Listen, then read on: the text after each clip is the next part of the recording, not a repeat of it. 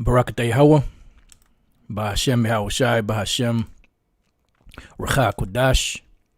Welcome to another live lesson. The name of this one is These People Are Not Ready for What's Coming.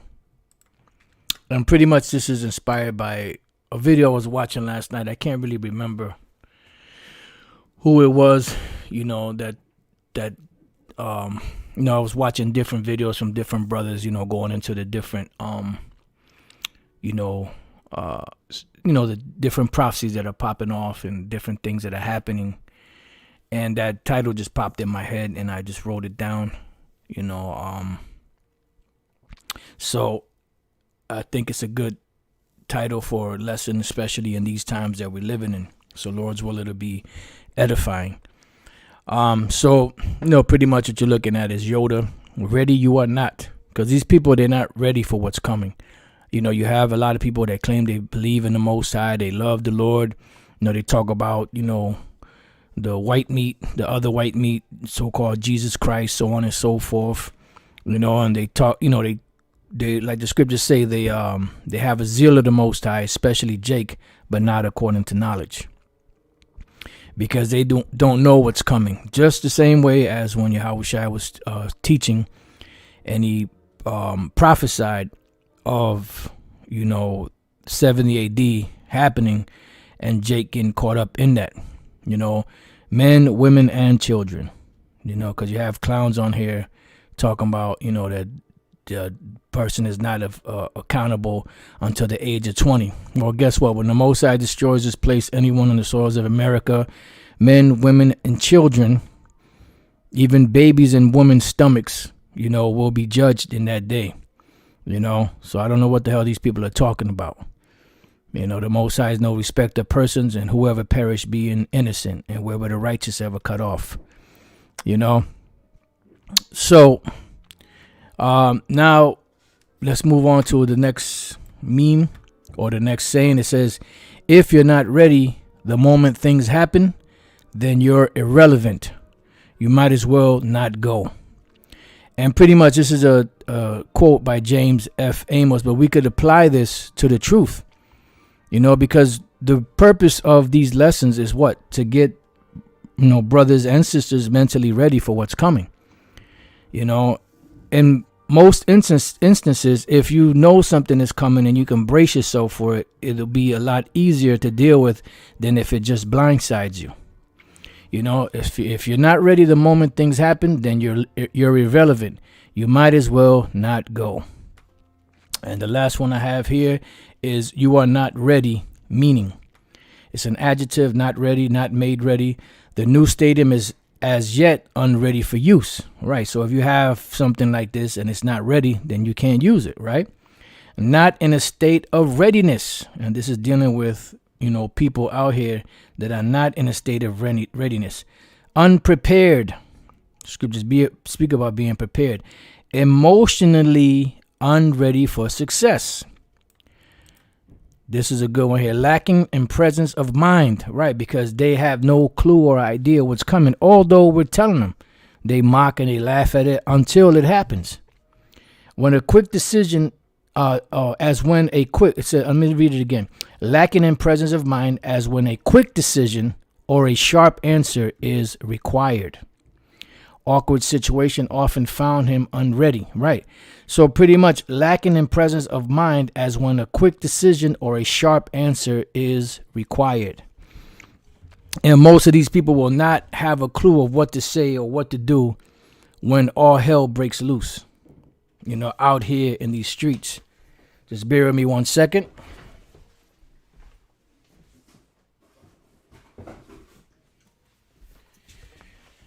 All right, so let's go to the first precept in the book of Revelation, chapter 3.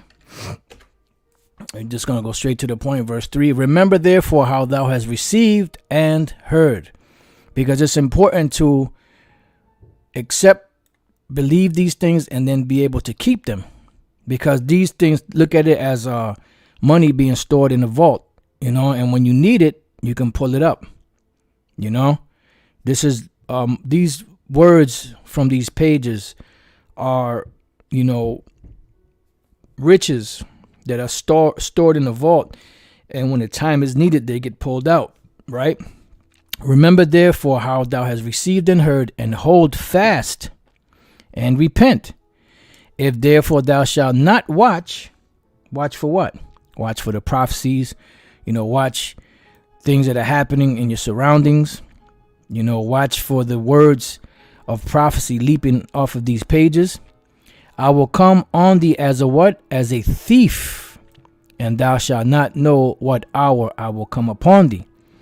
Because the scriptures speak about the word being like, the Lord being like a thief in the night, coming like a thief in the night. Let's look up this word thief.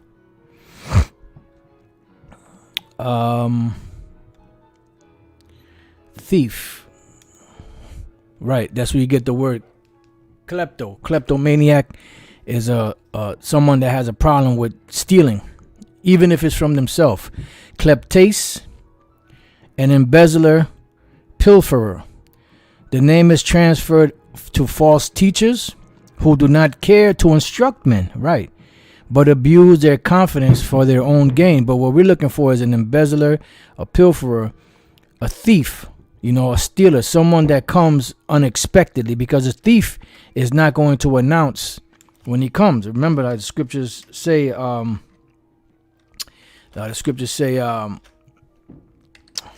if the good man of the house would have known at what time the thief would come, he would have waited.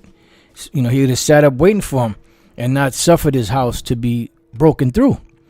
So I got Revelation on the brain. 2 Peter 3:10. But the day of the Lord will what? Will come as a thief in the night. So although the prophets are out here speaking and teaching and giving them warning, it's still going to come upon the majority of the world as a thief in the night, in the which the heavens shall pass away with a great noise, and the elements shall melt with fervent heat. That's through the nuclear missiles, hypersonic missiles, lasers from the chariots.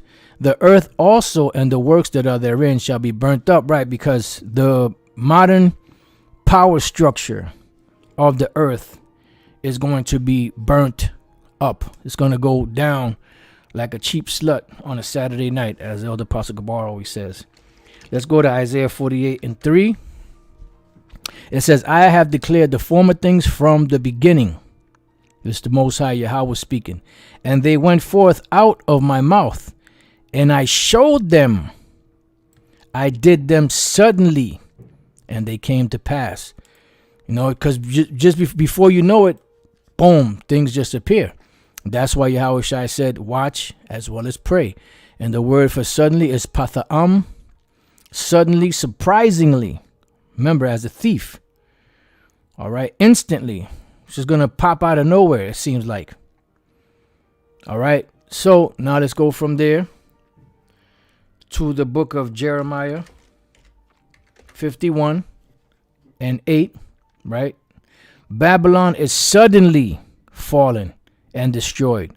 How for her take balm for her pain, if so be she may be healed, but she cannot be healed because she's going to fall suddenly. Just like the individuals that are out here, these Israelites out here that are not prepared, that are not ready. But remember, they have no excuse. They have no cloak for their sins because they've been told, they've witnessed, they've seen, they heard, they mocked, they scorned, they laughed at the things that were told them. Therefore, they didn't give heed to the warnings of the Lord. They showed no fear towards Yahweh Bashem and Yahushai. Therefore, they will be destroyed, and that without remedy, as the scriptures say. Now, let's go from there. Let's go to the book of 2nd Ezra in the Apocrypha.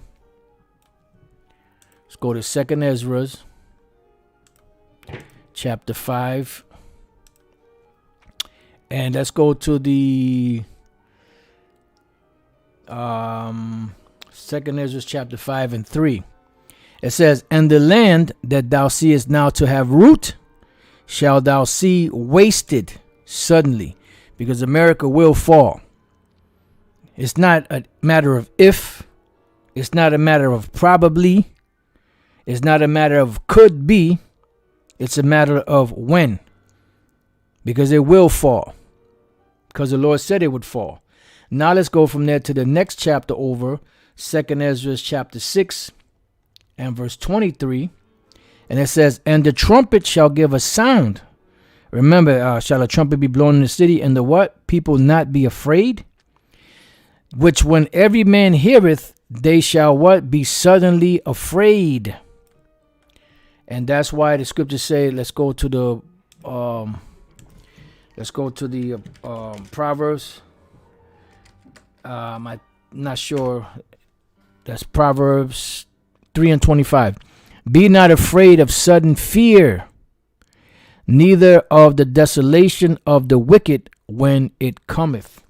Right, because they are already destined to be destroyed. And the desolation is going to come upon them suddenly and unexpected. You know, that's what the scriptures say. You know, don't be afraid of the desolation of the wicked when it cometh. Rejoice, as it states in the book of Revelation 18th chapter, 20th verse down. Because this is the avengement of the Most High upon our enemies. Now let's go from there. Let's read this again. 2nd Ezra 6:23. And the trumpet shall give a sound, which when every man heareth, they shall be suddenly afraid. Now let's go back to 2nd Ezra chapter 5. And let's go to the... I'm sorry, not 2nd Ezra chapter 5. Let's go from there to the book of Ecclesiasticus,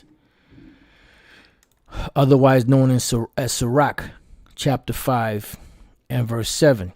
It says, make no tarrying to turn to the Lord, Yahweh Bashem Yahushai, and put not off from day to day. For suddenly shall the wrath of the Lord come forth, and in thy security thou shalt be destroyed. Because most people here are what? In their security. Scriptures speak about being careless. And you shall be destroyed and perish in the day of vengeance, because these be the days of vengeance, just like during the time of the flood. Those were the days of vengeance. During the time when Jake fell into captivity under the Egyptians, those were the days of vengeance upon Jake. Just like the Assyrians, the Babylonians, the Medo-Persians, the Greeks, the Romans, all of that, those were the days of vengeance. 70 AD, you know. So this time now, to bring it up to date, the days of vengeance are what? The things that were written before of what's going to happen in this system to Jake that doesn't obey the Most High, Yahweh Bashem Yahushai. Now let's go from there. Let's go to the book of Mark, the 13th chapter. Okay. Mark 13. And we're going to go straight to the point. Verse 36. Matter of fact, I started 35. Watch ye therefore, for you know not when the master of the house cometh. That's Yahushai. At evening, or at midnight, or at the cock crowing, or in the morning. Least coming suddenly, he find you sleeping. And what I say unto you, I say unto all. Watch. Now let's look up this word suddenly. In the New Testament, the word is excifness. Excifness. Of a sudden, suddenly, unexpectedly. Just like a thief. And the scriptures say it in many different ways, with using many different words, but painting the same picture of the Lord's day being coming as a thief in the night. Suddenly. So least coming suddenly, he find you sleeping, meaning not watching. It says, and what I say unto you, I say unto all, watch. Let's look up the word watch real quick. The word is Gregorio, like the Gregorian calendars makes me think of. But the word Greg is flock. Gregorio, it says to watch, metaphorically give strict attention to, be cautious, active. Yeah. Because if you're watching for something, and there are preparations that need to be made in the midst of watching. Because you see something happening, you know what, let me get ready, let me do this, let me do, you know. And of course, you know, all of our moves are dictated by Yahweh Bashem Yahushai, predestined by Yahweh Bashem Yahushai. So all we could do is watch and pray as Yahushua said, to take heed lest through remission and indolence some destructive calamity suddenly overtake one. Because these people are not ready for what's coming, although they're being warned. And that's the thing about it. They're being warned, but they still don't see that happening or coming. Now, let's go real quick before I read any of these other precepts. Let's go to the book of Luke 21 and 34. And take heed to yourselves, meaning examine yourself constantly. We have to constantly examine ourselves. We have to constantly watch for what's going on. Lest at any time your hearts be overcharged with surfeiting, because the scriptures speak about use the world but not abusing it. But the thing is not abusing it, not being overcharged, and drunkenness and cares of this life, so that that day come upon you what? Unawares.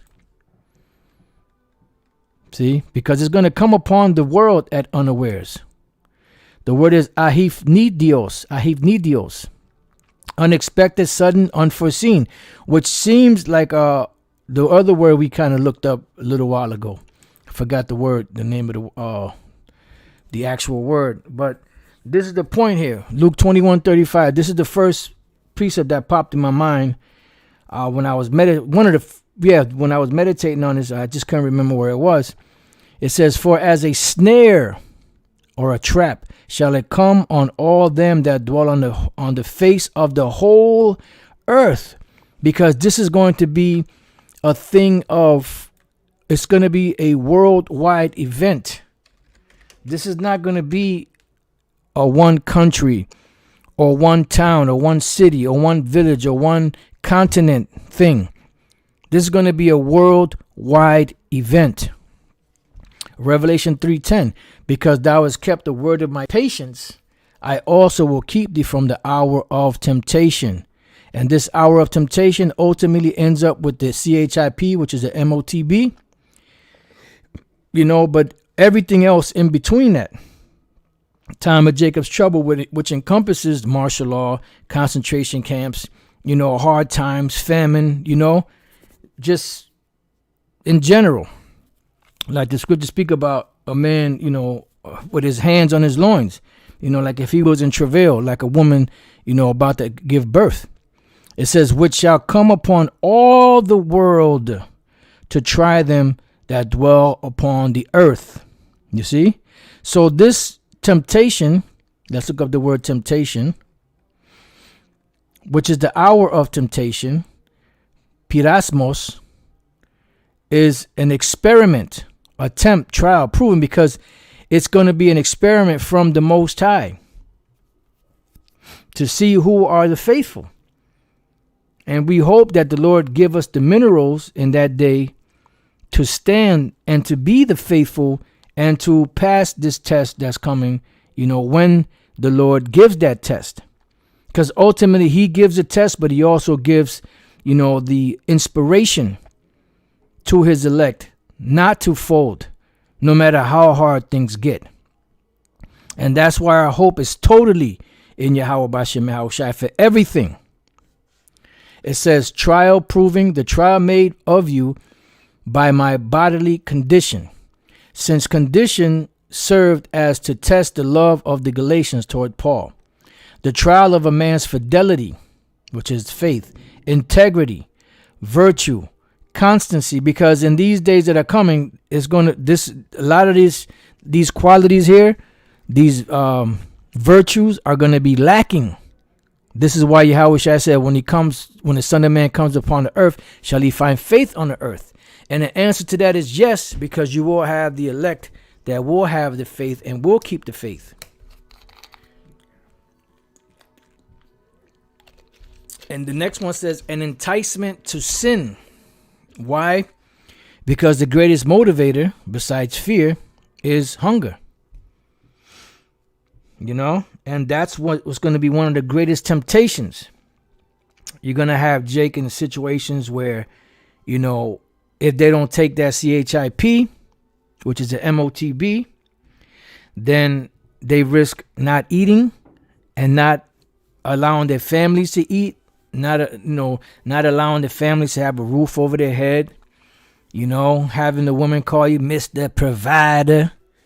Going back, those of you that remember the Eddie Murphy stand-up, and they're going to be looking at you like that. Then you're going to have other clowns with a Z at the end, clowns with Z's at the end, talking about, well, if you don't provide for your household, then you're worse than an infidel, and you are denied the faith.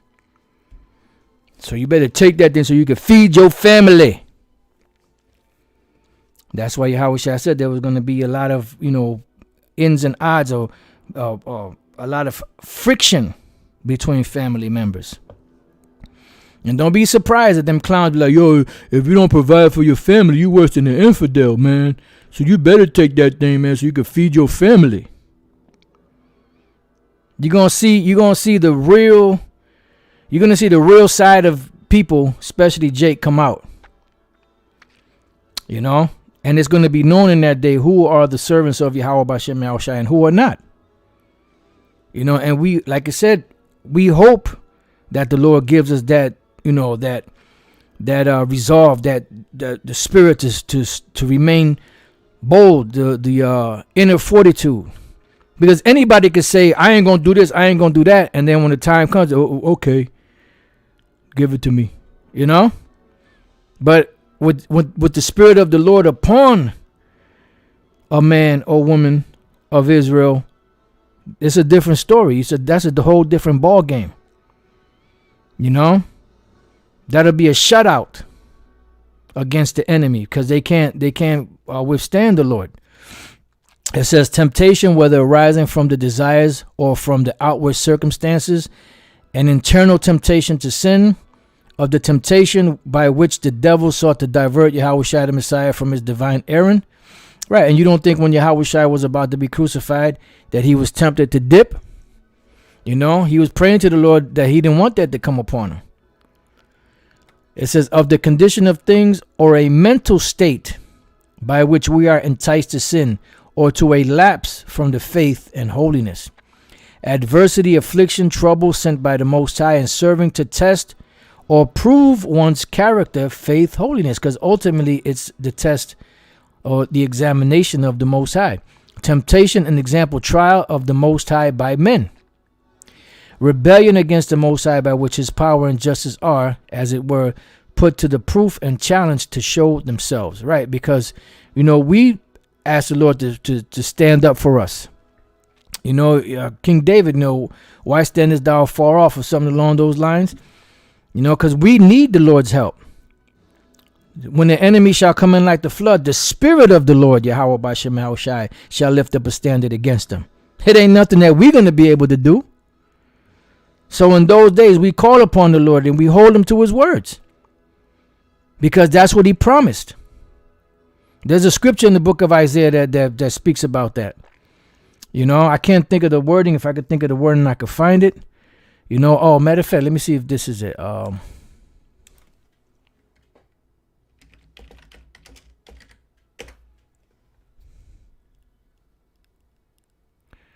Beautiful. Hey, Barakateh Yahweh B'Shem Shai. Isaiah 45:11. Thus saith the Lord Yahweh B'Shem Shai, the Holy One of Israel and his Maker. Ask me of things to come concerning my sons and concerning the work of my hands. Command ye me. Because the Most High is bound by his words. Matter of fact, let's go to Isaiah 45 and let's look up that word command. Isaiah 45:11.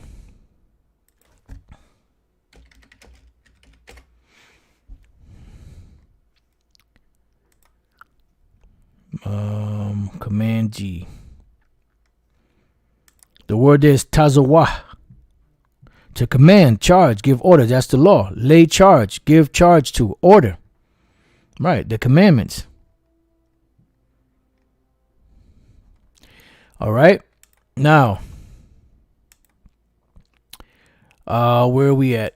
Okay, so let's go back. Let's read that again. Because thou hast kept the word of my patience, I also will keep thee from the hour of temptation, which shall come upon all the world to try them that dwell upon the earth. Now, going back to the book of Luke, let's jump up to the 25th verse. Because these are the signs or the tokens of things that are going to be taking place prior to the Lord Yahushua coming back, cracking them clouds. It says Luke 21:25, and there shall be signs in the sun and in the moon and in the stars, and upon the earth distress of nations. And we're seeing all of these things happening. You're seeing blood moons and wolf moons and cherry moons and strawberry moons and four-leaf clover moons. You know, I'm being a little facetious with it. But, you know, these devils got all kind of names for all these different moons. But basically what they are, they're signs in the heavens of things to come. That's what they were set up there for, signs, seasons, days, and years. Matter of fact, let's go to Genesis 1:14. And the power said, let there be lights in the firmament of the heaven to divide the day from the night, and let them be for signs and for seasons and for days and years. We look up the word signs. The word there is awath. Sign, signal, a distinguishing mark, banner, remembrance, miraculous sign, omen, warning, token, ensign, standard, miracle, proof. So it could be a sign, you know, spring is coming in, or winter is coming in, or whatever the case may be, good crops, bad crops. It could be a miraculous sign of the end. It could be a warning of things to come. And that's what they were set up there for. So going back, it says, the middle of the 25th verse, with perplexity. So and upon the earth, distress of nations. Matter of fact, let's look up the word distress. Distress of nations, which is what? Tumults, which is uproars. The word there is sunoke, a holding together, a narrowing, the contracting part of a way. Metaphorically, straits, distress, anguish. And the word straits is a position of difficulty. The word straits or strait, a narrow passage of water connecting two seas or two other large areas of water, which is usually hard for ships to navigate through. That's why they call it the Straits of Hormuz, or the Straits of so-and-so, and the Straits of this and the Straits of that. Because it's harder for ships to maneuver because they have to be careful as to where when they're in open water they can move about freely. Used in reference to a situation characterized by a specified degree of trouble or difficulty. Right. A position of difficulty. So that's what's going to come. Distress of nations. Position of difficulties. This is what causes uproars. When people are in a bad spot where they can't eat. You know, where they can't provide for their family. They get hostile. They get aggressive. And you know, Jake can get aggressive. Then it says perplexity, with perplexity. So the word there is apuria, the state of one who is in perplexity. All right, let's look up the word perplex, which is the root word of perplexity. Perplex. Of something complicated or unaccountable. Cause someone to feel completely baffled. Right. Complicate or confuse. So people are going to be in a complicated or confused state, which is going to lead to what? To a desperate state of mind.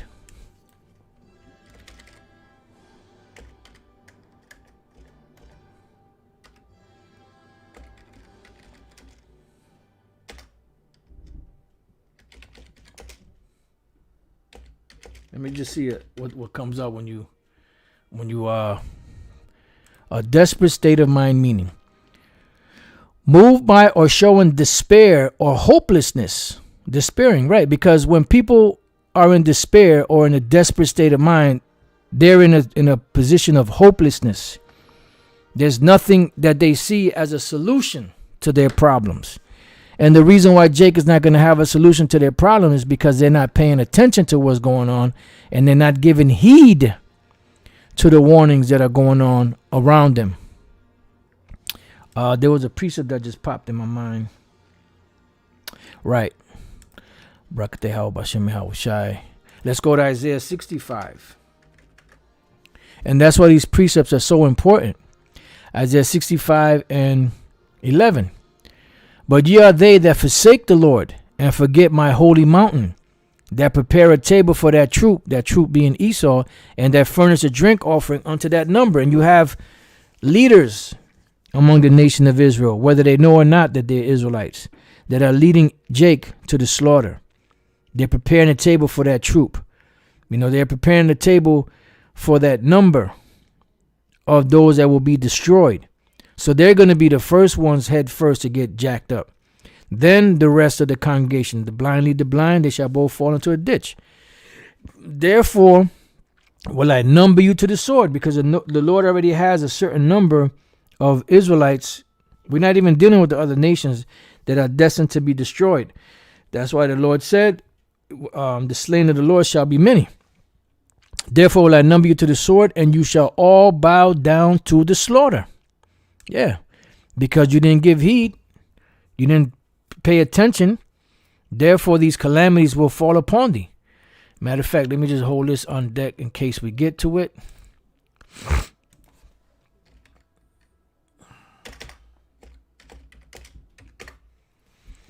Just hold it right there.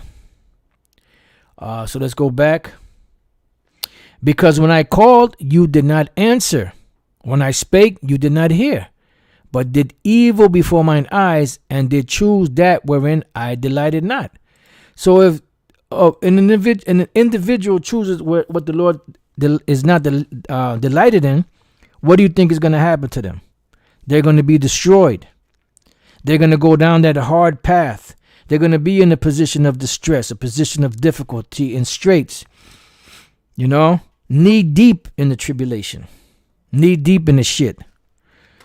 It says, therefore, thus saith the Lord power, Yahweh Bashem Yahushai, behold, my servants, the ones that serve me, the ones that wait on me hand and foot, that do the things that I ask of them, that do the things that I tell them. Behold, my servants shall eat, but ye shall be hungry, you that don't give heed to the words of the Lord. That's what the scriptures say. Seek ye the Lord while he may be found, because the Lord is merciful. Who knoweth if he will turn around and leave a blessing? It says, behold, my servants, those that serve the Lord, that do his bidding, shall drink. But ye, the ones that forsake the Lord, shall be thirsty. Behold, my servants, the ones that do the bidding of the Lord, shall rejoice. But ye, the ones that forsake the Lord, shall be ashamed. King David said it in other places, I have been young, now I'm old. Never have I seen the righteous forsaken, nor his seed begging bread. Scriptures speak about the waters and the bread being sure to the servants of the Lord, pretty much. It says, behold, my servants shall sing for joy of heart, but you shall cry for sorrow of heart, and shall howl for vexation of spirit. Do you know what kind of mental state you have to be in to be howling for vexation of spirits? And I'm not talking about I wake up in the morning growling and howling. I'm talking about being in a state that your mind is so distressed and so vexed that you are literally howling from the torture and the pain that's coming. There's another scripture, I believe that's in Isaiah 59, where it speaks about they cause my people to howl or something like that. And shall howl for vexation of spirit. Let's look up those two words, howl and vexation. Oh boy, here we go. Here goes Satan. Satan got to do his thing. Satan got to do his thing. Oh, somebody got him already, so.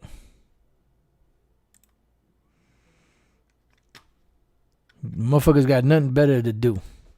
Howl, yellow.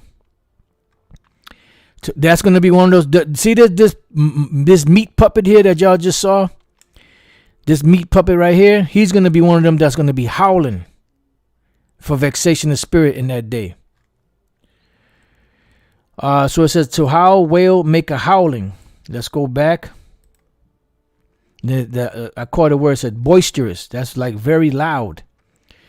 Howl, and then vexation. Shabar, which the word shabar means to break. Breaking, fracture, crushing, breach, crash, ruin, shattering. So these calamities are going to come upon Jake out here that don't give heed to the words of Yahweh Bashem Yahushai. They're going to be crushing upon them so heavy that they're going to be howling for vexation of spirit. They're going to be broken. They're going to be fractured because the Lord. What are you doing? What do you mean? Teaching the Bible. What are you doing? Shattering, crushing. They're going to be, right, blood gurgling, howling, blood curdling screams from what's coming. They're gonna really be in a bad situation. So let's go from there back. Let's read that last verse again. Behold, my servant shall sing for joy of heart, but you shall cry for sorrow of heart, and shall howl for vexation of spirit. Why? Because of the things that are coming upon the earth that's going to cause perplexity.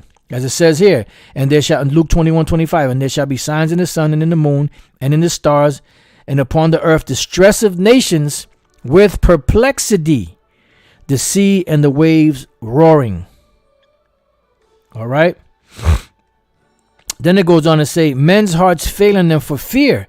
So what type of things are going to be happening to have men have heart attacks? This is also found in the book of Isaiah 13. And looking after those things which are coming on the earth. Yeah, because it's going to be some shit, man. The things that are going to be happening in these times. Let's go to real quick to the book of Daniel. And these scoffers that come out here that talk all this shit, that make a mockery, they're going to be the ones that's going to be caught up in this. Daniel 12:1, the time of the end. And at that time shall Michael stand up, the great prince which standeth for the children of thy people. And there shall be a time of trouble, such as never was since there was a nation, even to that same time. And at that time thy people shall be delivered, everyone that shall be found written in the book. So this time of trouble that's coming shall be such as never was since there was a nation, even to that same time. That's all the stuff leading up to the destruction and the destruction itself and the deliverance of Yahushai. All of that's going to be a terrible sight. Why do you think every time the prophets, seen these things, they fell sick? They were either sick bodily or they were in horror mentally. They fainted in their minds because of the horror, the sheer horror. And the scriptures, it's going to be so terrible that even the elect are going to be horrified. These people don't know what's coming, man. It says, and for looking after those things which are coming on the earth, for the powers of heaven shall be shaken. What are the powers of heaven? These different governments that hold sway, that are so-called holding things together. They're going to be rocked. Scripture say the elements shall melt with fervent heat. They're going to be brought down. Those are the heavens that the Apostle Peter spoke about in 2 Peter, the 3rd chapter, that were reserved unto fire. They're going to go down overnight. So the word for powers is dunamis, where you get the word dynamite from, strength, power, ability. Inherent power residing in a thing by virtue of its nature, or which a person or thing exerts and puts forth. Power for performing miracles, moral power and excellence of soul. The power and influence which belongs to riches and wealth. And that's these different nations and their governments. The power and influence which belong to riches and wealth. And that's how they're able to move and maneuver. We keep saying this. Maya Am shall borrow. Say what? Give me control of a nation's money, and I care not who makes the laws. Power and resources arising from numbers. That's why they're able to set up their militaries. Power consisting in or resting upon armies, forces, hosts. So even the military is going to be, hard pressed especially this American military. Jeremiah 51:30. The mighty men of Babylon have forborne to fight. They have remained in their holds. Their might hath failed. They became as women. They have burnt her dwelling places. Her bars are broken, because this day is going to be horrible. It's going to be horrible, man. And the word there is chadal, for forborn, to stop, cease, desist, forego, cease to be, leave undone, forbear, because it's going to be so terrible that even these so-called mighty men of Esau are going to be afraid. Remember, it said they were afraid, yet there's fight. Why? Because the Lord put the Spirit on them to fight so that he could smoke them. You know, it's no fun beating up on somebody when they're not fighting back. You know? So let's go back to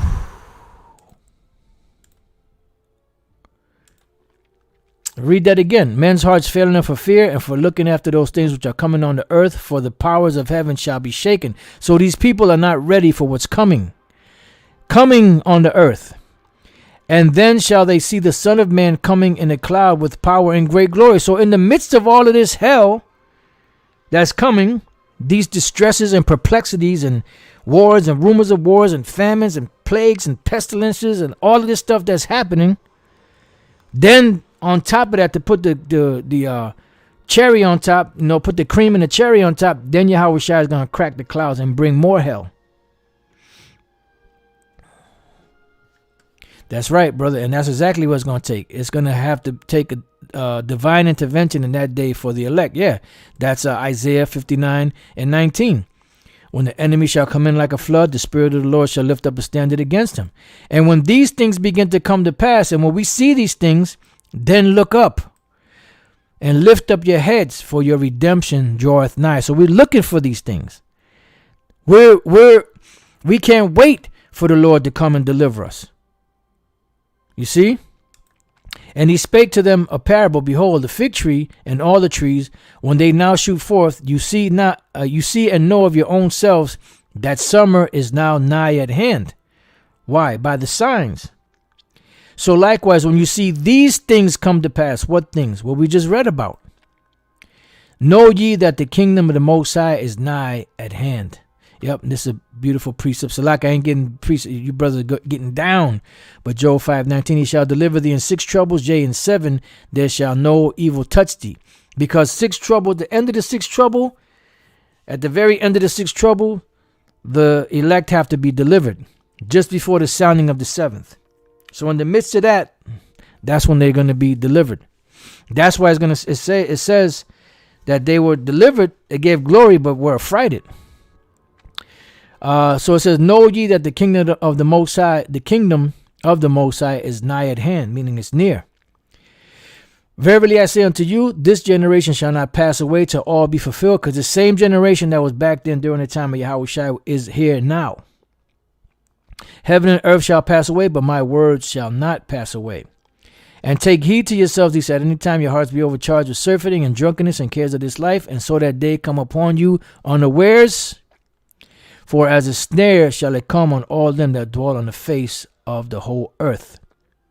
Watch ye therefore and pray always, that you may be accounted worthy to escape all these things that shall come to pass, and to stand before the Son of Man. All right, so these people are not ready. They're not prepared.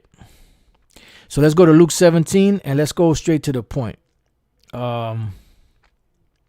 26. And as it was in the days of Noah, or Noe, so shall it be also in the days of the Son of Man. They did eat, they drank, they married wives, they were given in marriage until the day that Noah entered into the ark, and the flood came and destroyed them all.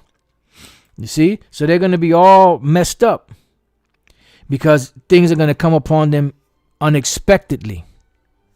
Likewise also as it was in the days of Lot. They did eat, they drank, they bought, they sold, they planted, they builded, because the people that are going to go through this hell, they're going to in order for them to be able to have any type of business going, they're going to have to take the CHIP, which is an MOTB. You know, when you watch the movie The Handmaid's Tale, right? You see From the beginning, they had Jake and people just being carted and brought to these big warehouses. They were slapped on livestock trucks, shipped out. Some were sent to the colonies. Some were made handmade.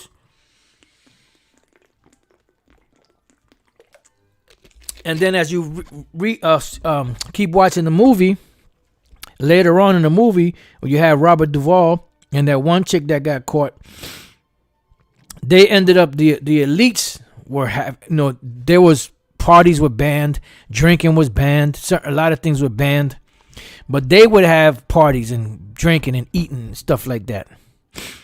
See, because they're going to be the ones that's going to be living it up. It says, but the same day that Lot went out of Sodom, it rained fire and brimstone from heaven and destroyed them all. So the Lord said, hurt not the trees, nor the seed, nor the earth, until we have sealed the servants of the Lord in their foreheads. With what? With that passport, that spiritual passport to make it out of here. Which only the ones that have that reservation will be delivered. The Israelites that have that reservation. Even thus shall it be in the day when the Son of Man is revealed. That's right. In that day, he which shall be upon the housetop and his stuff in the house, let him not come down to take it away. And he that is in the field, let him likewise not return back. Remember Lot's wife. And that's why Lot's wife turned back, because she had great riches. They had great riches. And she didn't want to give those riches up. That's why she turned around.